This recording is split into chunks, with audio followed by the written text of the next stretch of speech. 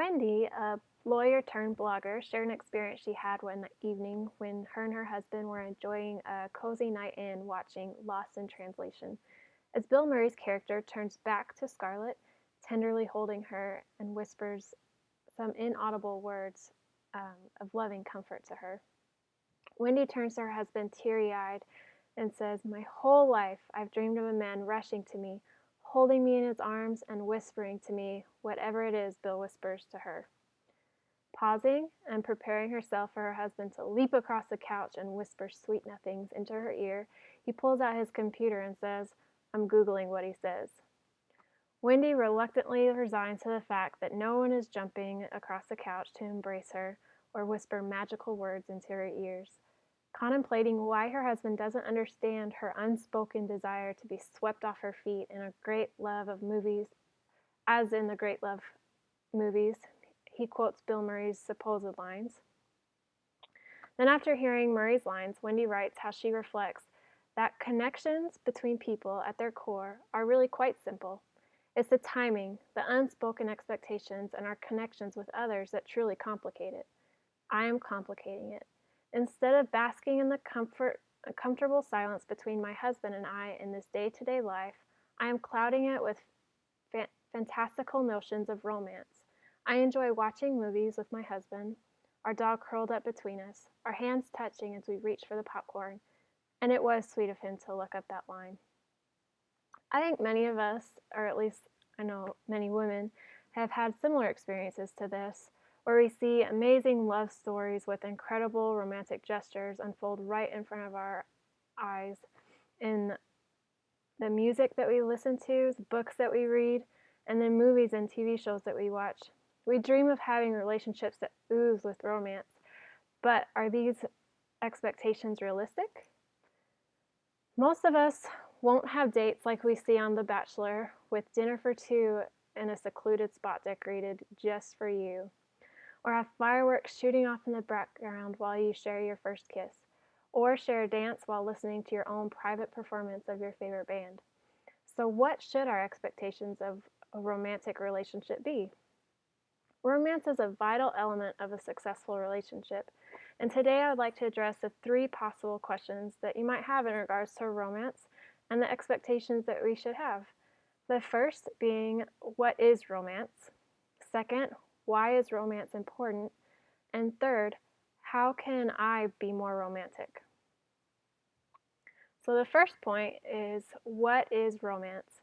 Romance is defined in many different ways.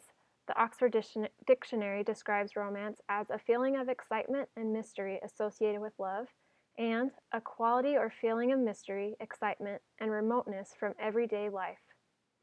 In his Guide to Romance, Ron Knight defines romance as the method to express with attention the feelings of love and affection you have for your partner. This is an important means of communication between partners. This is not necessarily referring to the physical attraction you have. This is for displaying the respect and honor you have for your partner and their love that they are freely giving you. Romance is something that should be continued beyond courtship as a way of expressing love and appreciation for your partner, which leads me to my next question. Why is romance important?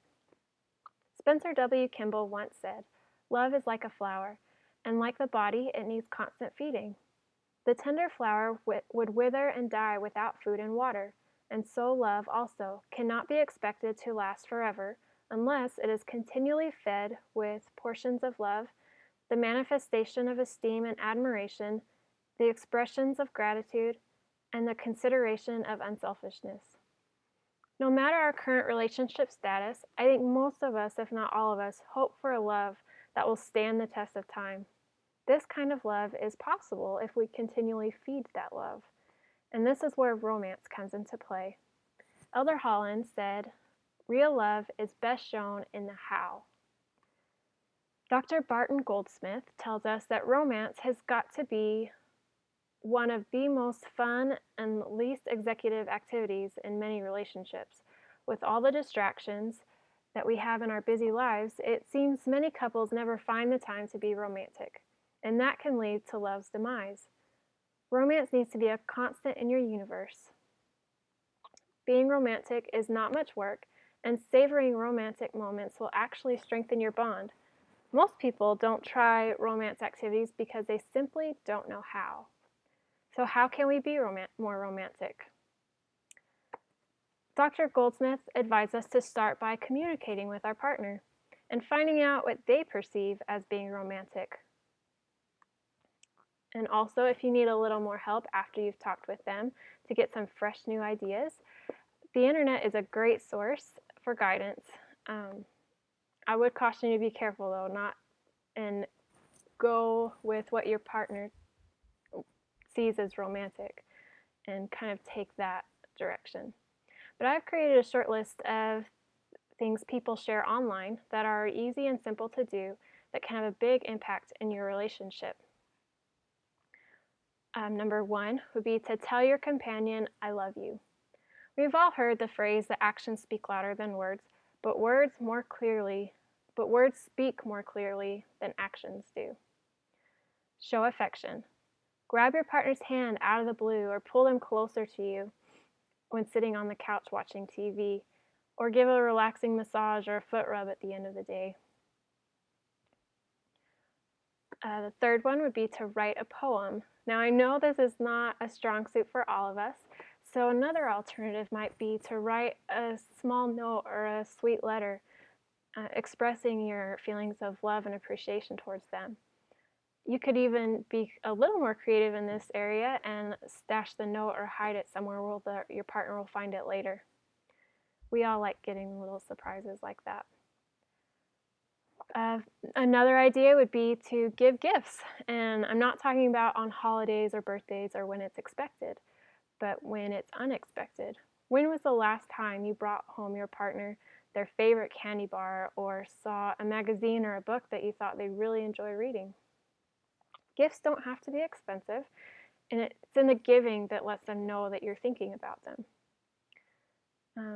A last suggestion that I have for you would be to make alone time a priority. I cannot tell you how many nights I have gone out with my husband for a date night, and we're sitting in the middle of a conversation, a moment of silence passes, and he whips out his phone to scroll down on Twitter or whatever he's looking at. Nothing sets me off more because I want to be the center of attention. I want to feel like I'm important to him. And I think most of us want that in a relationship. We need to give our spouse or our partners the time where they are the center of attention and let them know that nothing is more important in that moment than they are. In conclusion, I'd like to leave you with a thought from Dr. Goldsmith. Real life romance is something I encourage you to engage in every day. Just give it a try. Many times it's all about the little things and just going with your heart. Trust that your desire to create romance is enough to get things started and give it your own spin. Taking the time to create romance in your relationship is paramount to creating a fulfilling love life. Even if you think your ideas are silly, your partner will be thrilled that you took the time to do something loving for them. Remember, it's the thought that counts.